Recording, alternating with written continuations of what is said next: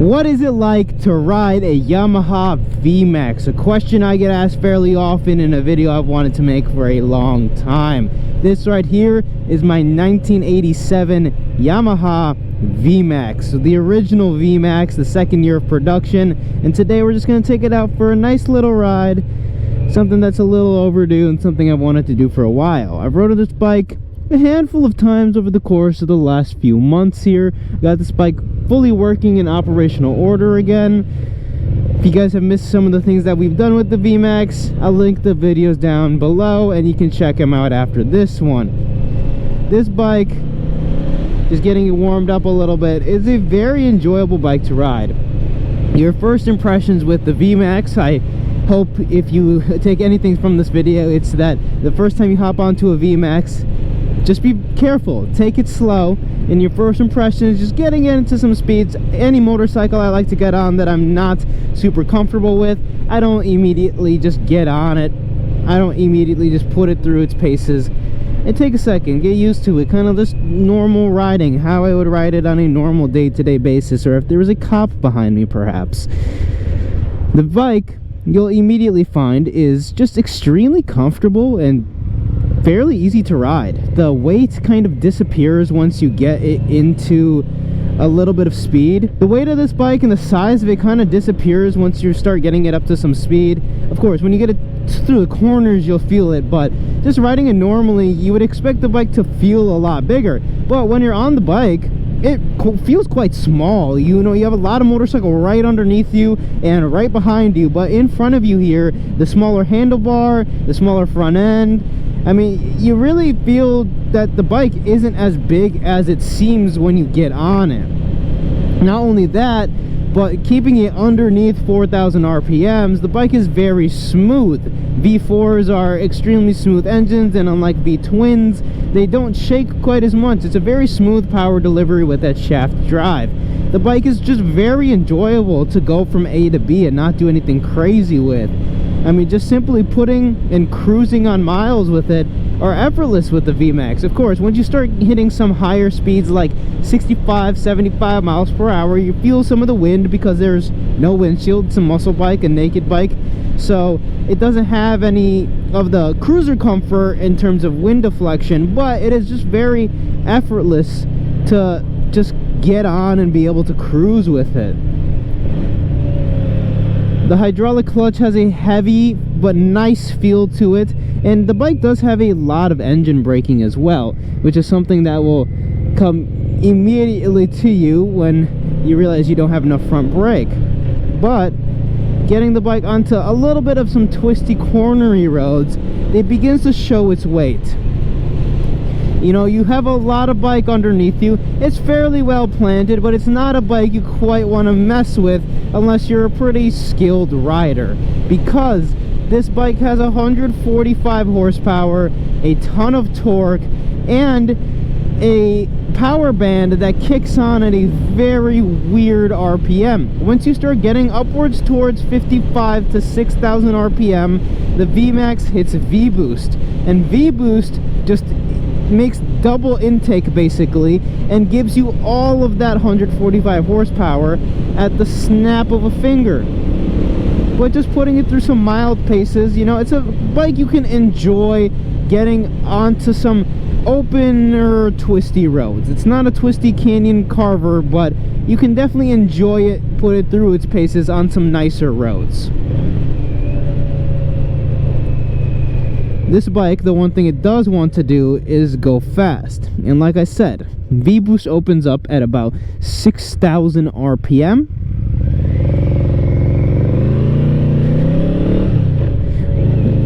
Shifting it through. Just taking it mildly, like a 20% pull here. And right there you can feel just this rush of acceleration and power. Once again, you can just go 5,000 RPM, and right there you just feel this rush of power.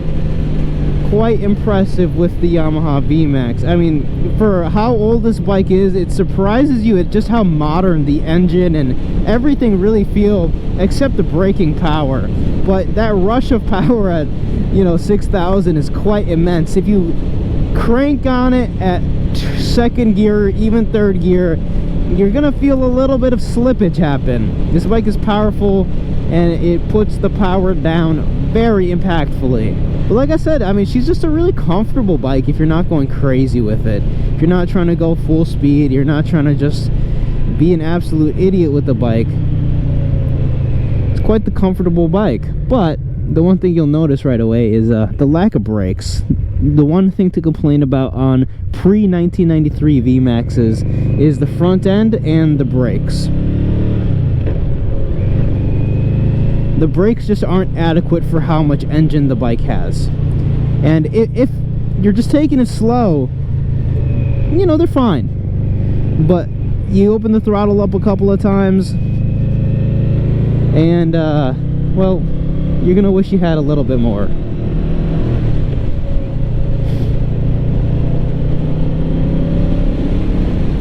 Alright, we're gonna go like half throttle on the Vmax here.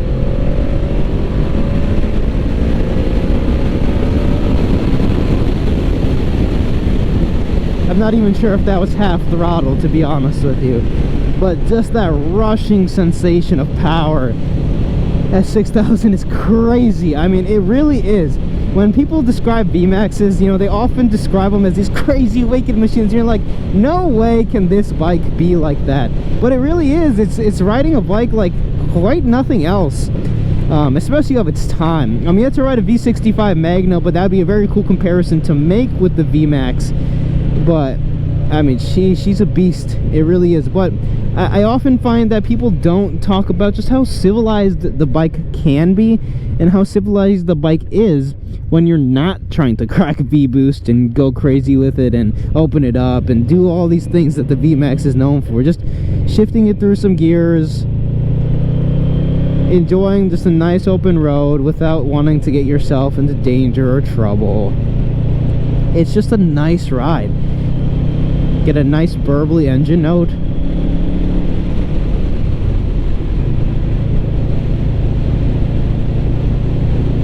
A very comfortable riding position. I don't find the Vmax to tuck you super far down or have you super far back or anything. I find it to be a very upright, comfortable position that you can find yourself putting hours of riding on without really having too much trouble. And just overall a really just easy, simple bike, unless you're trying to push it. The Vmax is not a hard bike to ride, but it is an extremely challenging bike to master. I've always wanted a Vmax, and you want all that power accessible to you, but you know, you're a level-headed rider. You're not going to do that all the time. You're not going to open it up like crazy. You're not going to be trying to drag knee on the Vmax like I've seen some people do. Absolute crazy. But you know, it's a very just easy, civilized motorcycle that you can just ride all day. Right here, we're gonna just hit a full pin 6,000 RPM pull.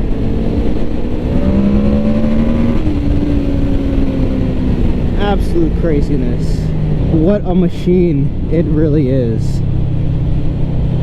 An absolute beast. There's no other way to describe it. There's just so much power for a vintage motorcycle. I mean, there's just so much power. Another thing you're going to experience with the Vmax, especially if you try to accelerate a little bit, is if I let off the handles here, just kind of give it a little bit of a lighter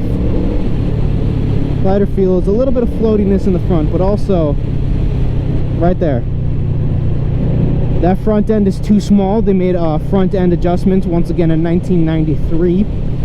If you guys want to know things to know before buying a Yamaha Vmax, I have made a video giving you guys all the information on the things like that. I'll link that below.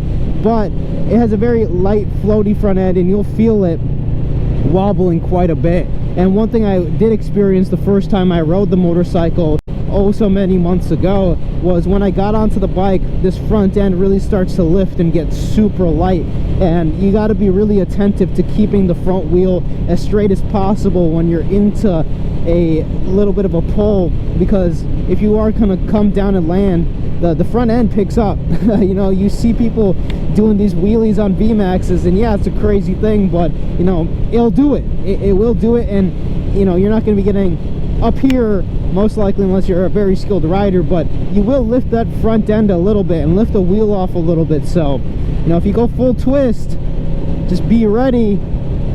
You know, it's not going to be like your newer motorcycles where the wheelie control and stability control is going to keep you down. It's going to lift the wheel, whether you like it or not. I think when you stop respecting a machine, no matter whether it's a Grom, whether it's a Vmax, whether it's a Ducati V4S, that's when you start to get in trouble and they can kick you. The thing with a Vmax compared to a Grom is if you make a mistake on a Vmax, she's a little bit less forgiving. By a little bit, I mean a lot less forgiving than something like a 125cc is.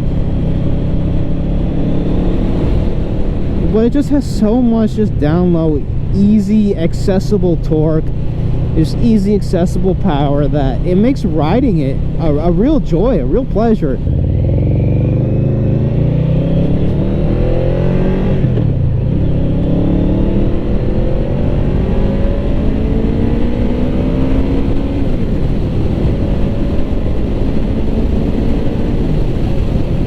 But yeah, that's kind of like a little riding review of the Vmax. If you've ever kind of wanted to know what the Vmax entails and what it's like to ride, and, you know, is it as unruly as people say? Yeah, you know, the motorcycle, it definitely doesn't handle appropriately to how some motorcycles might, but it's not as horrible as most people make them out to be. You know, the bike still can be fun if you're not trying to go crazy and if you don't want to hurt yourself. You know, the bike can be just an enjoyable ride. With that being said, that's some of my impressions of riding the Yamaha Vmax. We'll be doing a full review of this motorcycle, talk about how it kind of came into production, what the motorcycle is, specs, things like that in a future video. But if you guys are looking to buy yourself a Vmax and you want to know things that you should look out for before buying this machine, click the video that's on the screen right now. And as always, I will see you guys in the next video.